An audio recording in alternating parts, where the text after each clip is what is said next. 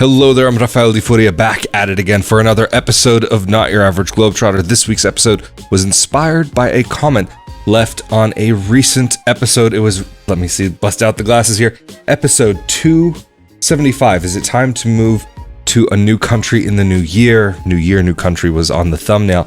And the comment left was from @BrooksMcGrawder6662 on YouTube. The comment was, besides USA, Italy, and Portugal, would you consider living in Asia or South America or somewhere without Latin script? I see that Africa and South America dominate your logo. Well, thank you, Brooks. And just for maybe a little bit of context here, Brooks and I have met in person. We do know each other, but I will say, Brooks, maybe this is something that you and I should talk about. And maybe sometime you should come on to Not Your Average Globetrotter, because I know you've been around. But Brooks, I will let you have your privacy and not talk about anything. But if you do decide that you are interested, let's make it happen. Anyway, so, this episode of Not Your Average Globetrotter, I want to talk about this because I actually have lived in a part of the world where the language did not have a Latin script, and I started writing a really long response to this, but I figured instead of a long text response, why not just record an episode of Not Your Average Globetrotter? So here we go. Roll that intro.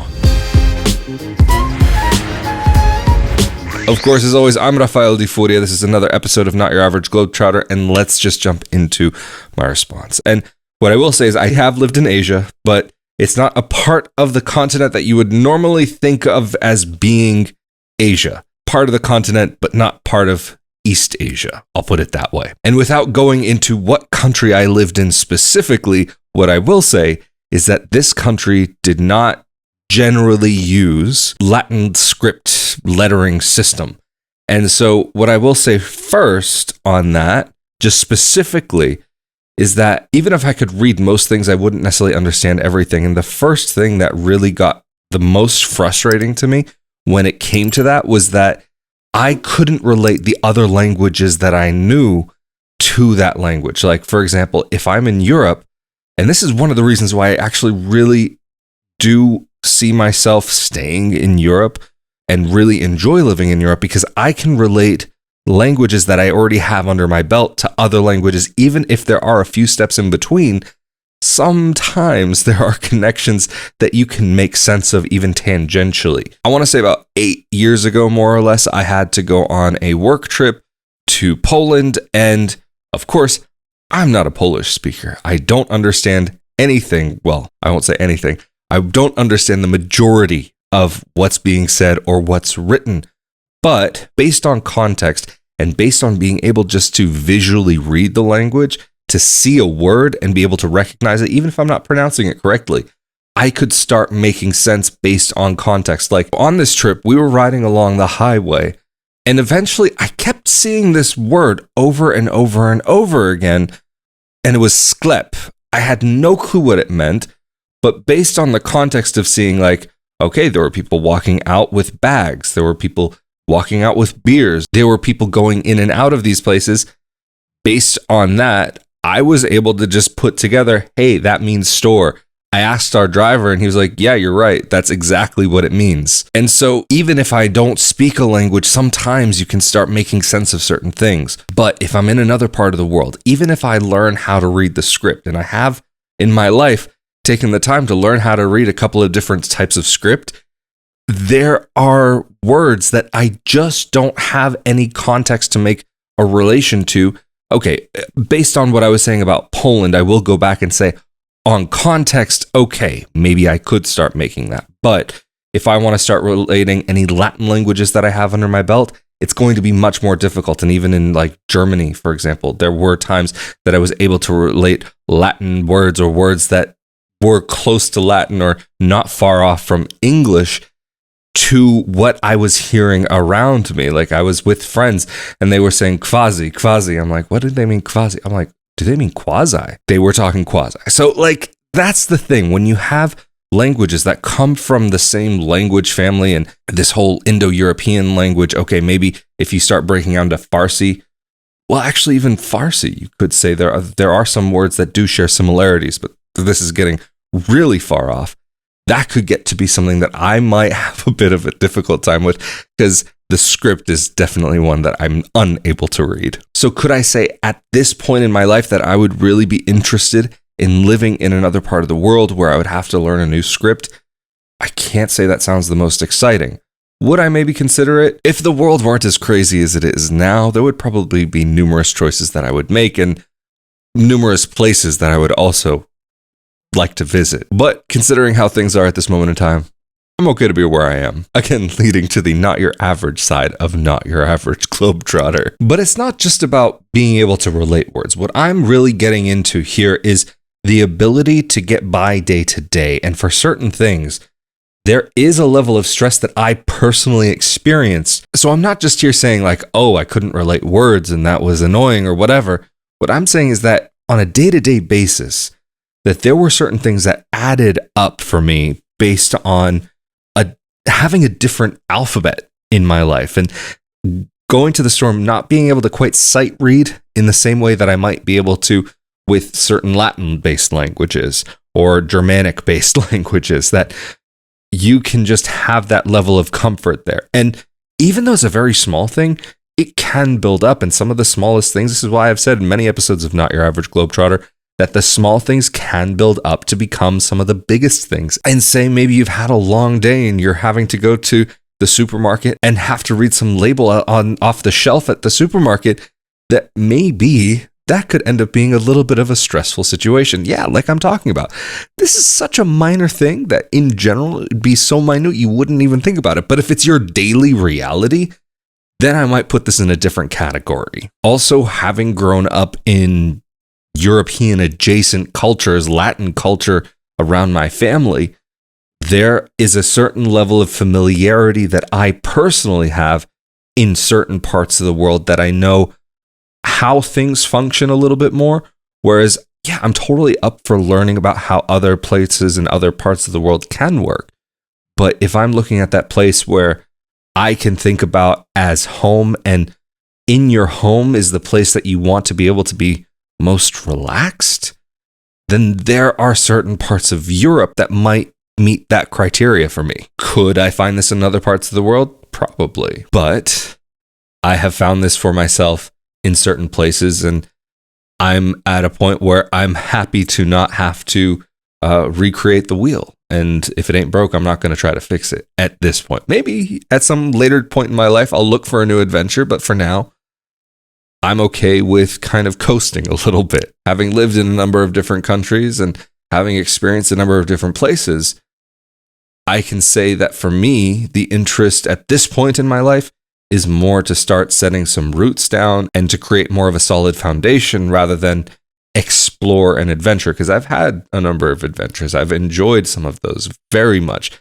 Had some horrible experiences on some others, but these are all just part of the greater adventure as a whole. But do I find myself craving to have those new experiences in different parts of the world? That has maybe been one factor since starting this project, that even though this is about globetrotting, about going to different parts of the world and making it your home, there is that factor that I can say that I've become more happy to be in one place. Whereas, especially from that 2020 period and onwards, that during 2020, the original plan for this channel was to be traveling around all of Italy and doing interviews and doing travel videos and all of that. But I will say there was something during that time that I'm not going to say changed within me, but I realized certain things that were more important to me. And to really lean into that not your average side of Not Your Average Globetrotter, that, as a friend kind of jokingly put it, that no, you're not a digital nomad, and I've never claimed to be a digital nomad, but you're a digital stay in one place for a long time. I think that's kind of more my style anyway, to really sit down, steep, and take in what the place has to offer. And maybe let's think about it like this. When you're moving abroad, be like a tea bag. I know it sounds strange, but hang on with me here for just a second. This analogy may just make a little bit of sense. If you put the water in before the tea bag, you have the water there. Then you put the tea bag in. The tea bag soaks up the water, takes it in, and then it lets it back out, and it lets a little bit of the flavor, or maybe a lot of the flavor. And so I'm not saying to take over the flavor of the place, but if you can leave a positive mark, and leave a nice sweet taste in someone's mouth at the end of that interaction, then that definitely makes a difference. And as somebody who was living abroad, of course, it's a positive thing to be a contributing member of society and do what could be necessary to leave that positive impact. And maybe in other parts of life, it doesn't hurt to be a little bit more like tea. You come into the situation, soak up what is there, and then leave your mark and leave it on a positive, sweet note. But getting on to the latter part of the question in there about South America or somewhere, here, I need my glasses for this, somewhere South America or without a Latin script. So the Latin script, we got that part, we talked about that. But someplace in South America, definitely I would consider, if the situation were different in certain places, I've said many times over that I would love to spend time in Brazil. I have family there and I love the food, love the people, love the country. I've only ever experienced it for like a very short period of time, maybe a matter of weeks or about a month or so for like an extended trip. But it was a time in my life that made a super major impact on me. And even till today, it's something that like I get really good feelings about, even though it was a bit of a stressful trip, but that's a different story for a different day. But I want to get back into Brazil in just a second. But Brooks, you mentioned, I see that Africa and South America dominate the logo. I'll put it this way. The reason why they dominate the logo is just because we happen to have it here. The map that I had available to me to be able to use when I made the logo, and yes, I am the one who made the logo, actually, just the way that everything lined up and balancing out, this was just kind of the easiest way to go and lay everything out. And I've never really talked about the logo for Not Your Average Globetrotter before, but yeah, kind of having it as it is more just kind of out of it worked just from a visual standpoint. And even like a little bit in there, you see like how there's the division of the green and the blue. It used to be black and white. Originally was going to be green and blue, but then I decided to go on black and white, and then it turned into the Italian flag, and it's gone through iterations over the years. The way it kind of divides is almost like this yin yang, and it's just ends up having this, in my mind, balanced feel to it that I personally like. And also when designing this logo, it felt a little bit easier to make a design that went over the Atlantic rather than Pacific, because there's just so much empty space there. So yeah, that was definitely kind of the thought there. So there's no particular reason why certain places may take certain precedence visually within the space of the logo itself. But before I get into the rest of what I talk about, I do want to say a quick thank you to those of you who helped to make these episodes possible through Patreon, through the one-time donations, as well as the thanks button here on YouTube, and the shirts, mugs, onesies, and more. Thank you all so very, very much for helping this project to be able to continue forward.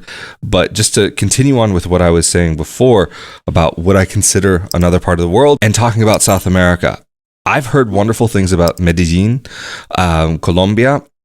Is it the place where I would necessarily see myself? It's not a place that I'm jumping to. And in this world, am I going to sit here and say that I think living in the European Union is the best place? I'm not going to say it's the best, and I'm not going to say it's the worst. I think there are positives and negatives to it. But for me and the way that I like to live my life, and for various reasons, I actually do like Portugal. It's somewhere that I've always liked. My intention was to stay in Italy, and I love Italy. I just happened, based on family circumstances and everything, it ended up that being in Portugal just ended up being the right choice for me to be able to be there for my family. And so I'm glad that I ended up here, and I can see myself here long term. Is it the type of place where I could say I see myself here forever? I would like to, but I don't know, because I've had that feeling before that, oh, this is where I'm going to be forever, but the life can always take you in very different turns. And even briefly getting into what I was saying before about Brazil, it's a part of the world that I would be very curious to see more of and get to know better. Although at the same time, I will say, based on what I've heard over the years from family and friends about safety and security there, or even my own experiences there, and whether it's true or not, some of the things that were kind of pushed on to me as far as some of these thoughts about how life can be there, I would say I would feel more comfortable if the safety and security situation there were a little bit different. I think there are concerns in that part of the world that I've been exposed to that may, like I said, may or may not be true, that I don't feel as though that I am interested in having as a concern in my daily life. Whereas I know in other parts of the world, there is a level of being relaxed and being able to just kind of take the moment as is without having to be hyper aware of everything around you. Of course, wherever you go, you have to be very aware and very careful. But it's not like I would say even to let your guard down, always keep your guard up, but that you don't necessarily have some of the same concerns that I know exist in some major cities around the world. Because even on that same note, I wouldn't consider a place like New York. It's not the type of place for me. Maybe I'd go there on a trip, but it's not something that's even remotely at the top of my list of places that I would like to go and see. And even with that, there were times in the past where I've thought about bringing things back to a different script and a different language in a different part of the world. Before everything popped off in Eastern Europe, there was a time when Moscow or St. Petersburg seemed like an interesting place to check out, or something like Tokyo or Hokkaido or Kyoto or even Macau were all very interesting to me. Nothing that I would say I was ready to jump on, but these were places that I had looked into that had a level of interest to me. But when we're starting to talk about major cities, this is something that has become less and less of interest to me as time goes on. I can't say that I have a huge amount of interest in living in a place that is like a major city. So that's even one of the reasons why I wouldn't have an interest in living in a place like Lisbon. Even though Lisbon isn't like the biggest city in the world, it's a little bit more densely populated than what I personally might be interested in. And that's why I like where I live currently, because I have some of the conveniences of being in a major city, and it is one of the largest cities in the country.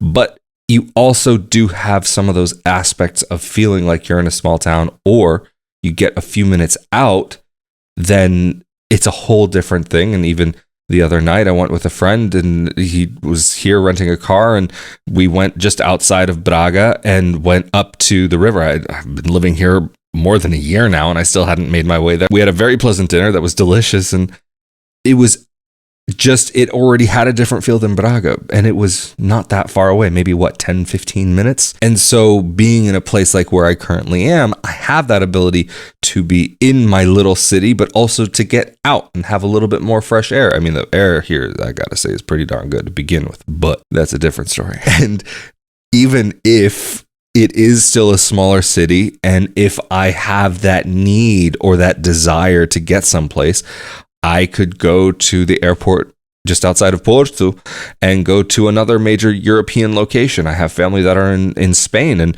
we were talking about that one of my family members is going to go visit another family member, and it was kind of a last second thing. In the end, I couldn't go, but to be able to go for a quick family trip, it would have been like, say, 30 to 60 euros round trip to go see family in another place. So we're talking about things that become realistic, and having access is very interesting. And yes, in Europe in general, even if you're in a major city, you can have better access to these things because you have more ability to jump on those like last second flights or whatever it may be. And so there are some aspects of life living in Europe that I've become accustomed to, that even those little things like that, even though I don't take full advantage of them, these are things that I would say for me end up leading towards a lifestyle that not only am I more accustomed to, but that I'm kind of more would look for. And are these things that I would say exist in other parts of the world? You can find aspects of this, yes, definitely. But could I say that I could transplant some of those positive things to other parts of the world? Maybe, maybe not. And traveling is such a minor thing in life anyway. And I'm not saying that, the ability to travel and that I maybe don't go traveling as much as I would like, or even basically at all. I haven't had any time in the past couple of, let's put it this way. Previous years before moving to Portugal wasn't possible for a couple of years. And then since coming to Portugal, I've just been working and getting life resettled here again. So definitely didn't have time for that. But I know in some parts of the world, having access to some of these things and all of the positive things that I look for and the way that they mesh up would be more fitting of certain European locations. And Portugal might not be the only place where I might be able to find some of those things that I personally enjoy. But it just so happens to be the place where I am right now, and I'm very grateful to be here, and I really do enjoy being here. So that's a very big positive for me. But then also, even when it comes to the climate, Europe can get a bit chilly, and it can also get pretty darn hot. So I will say I'm not such a fan of super hot, humid weather.